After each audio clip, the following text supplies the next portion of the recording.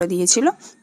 তারপরে আমরা চলে এসেছিলাম নিচে, যেহেতু আমাদেরকে খেতে বলেছিল, তো আমরা দুপুরের লাঞ্চটা কমপ্লিট করে আমরা সিধা চলে যাই কিন্তু ভেন্যুতে গিয়ে কিন্তু আমি ঝটপট সব কিছু রেডি করে নিই, কারণ ব্রাইডে আসার টাইম হয়ে গেছিলো। ব্রাইড এসেছিল প্রায় 2 থেকে আড়াই ঘন্টা পর, মানে আমার টাইম দেওয়া ছিল 1:30টায়, ব্রাইড এসেছিল 3টে 3:30টের সময়।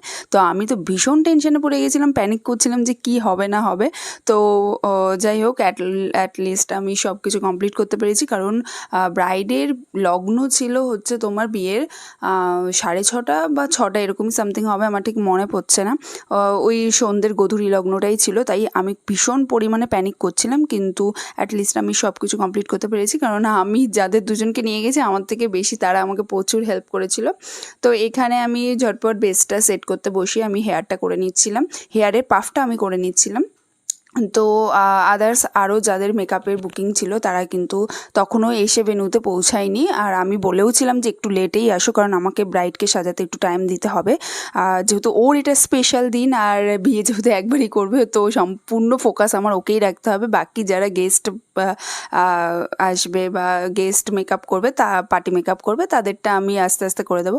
তো এখানে দেখো আমি আই মেকআপটা করছিলাম, আর দেখো এটা কিন্তু পুরো ফোনের তোলা ফটোটা বা ভিডিওটা। দেখো এখানে কিন্তু আমি বেসটা কতটা ওর মুখে সেট হয়ে গেছিলো, আর আই মেকআপটা ও যেরকম চেয়েছিলো সম্পূর্ণটা সেরকমই করেছে। আর আমি কিন্তু ওকে বলেছিলাম একটু গাল কলকা করতে, বাট ও কিন্তু করেনি।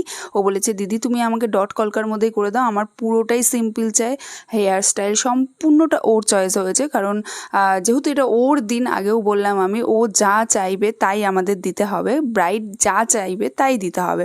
তো যাই হোক, ব্রাইডকে আমি ঝটপট করে রেডি করিয়ে দেন ও শাড়িটা মনি ড্রাপিং করে দিচ্ছিলো, তার মাঝখানে আমি ব্রাইডের বোনকেও রেডি করে নিচ্ছিলাম।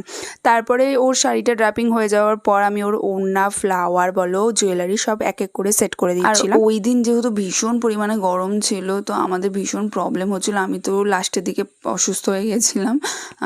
তো যাই হোক, এখানে আমি ব্রাইডকে ভালোভাবে রেডি করে দিয়েছিলাম, আর পিছনে দেখো সবাই, মানে যারা পার্টি মেকআপ করবে তারাও চলে এসেছিলো, তাদেরকেও আমি মাঝে মাঝে মানে একটু একটু করে বেসটা করে সেট করার জন্য রেখে দিচ্ছিলাম। ওটা হচ্ছে ব্রাইডের বোন পেছনে, যে তাকে আমি সেকেন্ড রেডি করেছি, দেন থার্ড, ফোর্থ, ফিফথে ছিল। তো আমার এমনিই টেনশন হচ্ছিলো, কারণ ওদের যেহেতু সন্ধ্যেয় লগ্ন ছিল, আগেই বলছিলাম। তো এটা হচ্ছে আমার ব্রাইডের ফুল লুক। ব্রাইড কিন্তু আমাকে খুব ভালো একটা রিভিউ দিয়েছিল। আর তারপরে আমি বসে গেছিলাম থার্ড পার্টি মেকআপটা করতে। তো এটা হচ্ছে মৌকে তোমরা আমার আগের অনেক ভিডিওতে দেখেছো, এটা হচ্ছে মৌর ফাইনাল লুক। আর পিছনে দেখো বড় চলে এসেছিলো, কারণ ওদের এই রুমেই রেজিস্ট্রি হচ্ছিলো। আর এটা হচ্ছে তার পরের আরেকজন পার্টি মেকআপ করেছিল। তো আর লাস্ট যে করেছিল তার ভিডিও ক্লিপটা আমার নেওয়া হয়নি। দেন আমি চলে আসি মানিদের গাড়িতে করে বাড়িতে। আবার দেখা হবে।